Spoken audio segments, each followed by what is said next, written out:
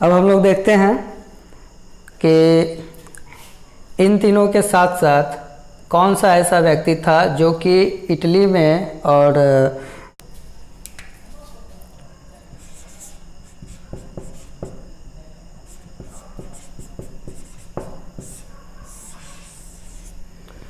आप लोगों को पता होना चाहिए कि ऑस्ट्रिया, और आप लोगों ने कभी कभी नाम सुना होगा ऑस्ट्रेलिया। बच्चों को यहाँ पे कन्फ्यूजन होती है कि सर ऑस्ट्रिया की राजधानी और ऑस्ट्रेलिया की राजधानी क्या है। कभी कभी बच्चे सोचते हैं कि ये दोनों तो एक ही चीज़ है, लेकिन दोनों दो चीज़ है। ऑस्ट्रिया की राजधानी वियना है,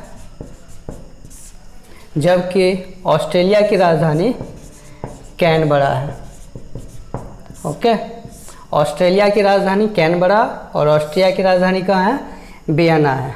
ठीक है, तो हम लोग को देखना है ऑस्ट्रिया के बारे में। ऑस्ट्रिया का चांसलर जो था, उस चांसलर का नाम था मेटरनिख। क्या नाम था? मेटरनिख। ये कौन था? तो ऑस्ट्रिया का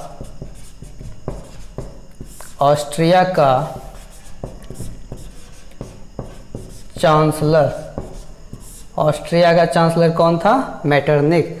और ये इटली एवं जर्मनी के एकीकरण में सबसे बड़ा बाधक था। क्या था? सबसे बड़ा बाधक था। दोस्तों, ये मेटरनिख जो था ये ऑस्ट्रिया का चांसलर था। ठीक है, और ये इटली और जर्मनी के एकीकरण में सबसे बड़ा बाधक था। बाधक किस प्रकार से पहुंचाता था? तो ये क्या करता था, कभी सम्मेलन कर लेता था, ठीक है, कभी अपना जो है एक नया संगठन बनाया था जिसका नाम था वियना कांग्रेस। कभी किसी से ये संधि कर लेता था।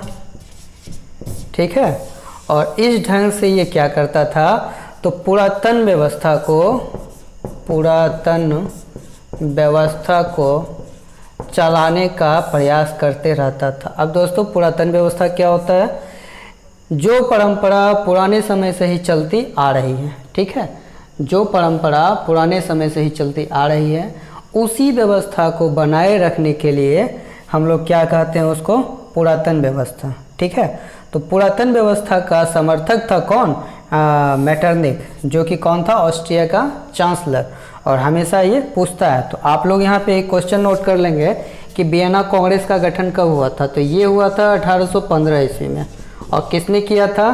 तो यही किए थे मेटरनिख। ओके, तो ये क्या कहते थे कि इटली और जर्मनी, बाकी जितने भी यूरोपीय देश हैं, उनमें जो व्यवस्था पुराने समय से चलती आ रही है, जो हमारे पूर्वजों ने, जो प्राचीन काल के जो राजा थे, उन लोगों ने जो व्यवस्था को चलाया, उसी व्यवस्था को हम लोग को आगे बढ़ाते चलना है। ठीक है, लेकिन इसमें क्या हो गया कि जितने भी युवा पीढ़ी के नेता थे, उसमें राष्ट्रवादी नेता जिनका नाम हमने अभी तुरंत बताया था, मैजिनी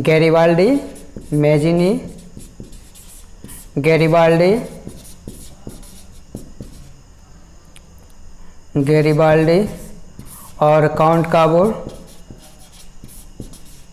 काबोर, इन तीनों ने मिलकर क्या किया?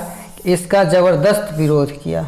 ठीक है, और विरोध करने के बाद जो है इन लोगों ने पूरे यूरोप महादेश में जितने भी अच्छे अच्छे कंट्रीज़ थे, वैसे कंट्रीज जहाँ पे कि क्या है, राष्ट्रवाद का उदय नहीं हो पाया था, वहाँ पे क्या किया इन्होंने?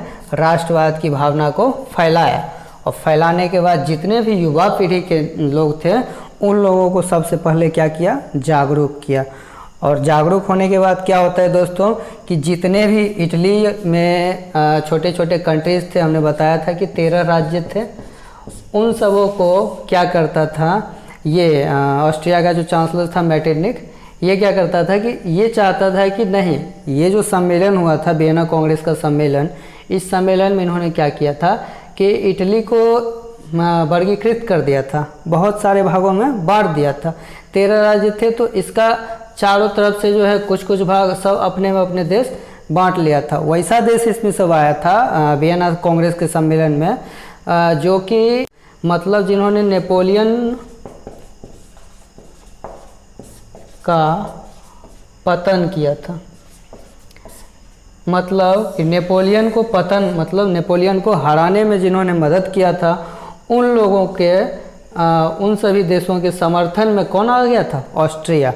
ऑस्ट्रिया ने भी कुछ इटली का भाग जो है अपने अधिकृत कर लिया था, कुछ भाग रूस को दे दिया गया था, कुछ भाग इंग्लैंड को दे दिया गया था।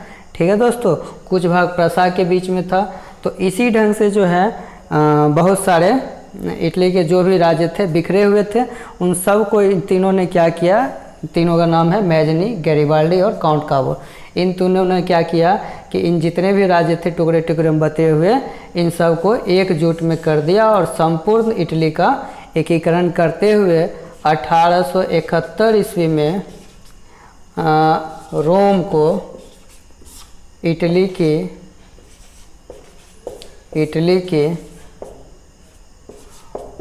राजधानी बना दिया। ठीक है, अभी हम लोग भी पढ़ते हैं कि इटली की राजधानी कहाँ है? रोम।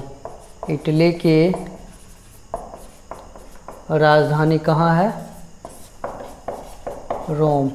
ठीक है, तो ये जो बना था ये 1871 ईस्वी में बना था। ठीक है, ये बहुत ही इम्पोर्टेंट पॉइंट है और इसको आप लोग नोट कर लेंगे कि रोम को इटली की राजधानी कब बनाया गया था, तो 1871 ईस्वी में। ओके।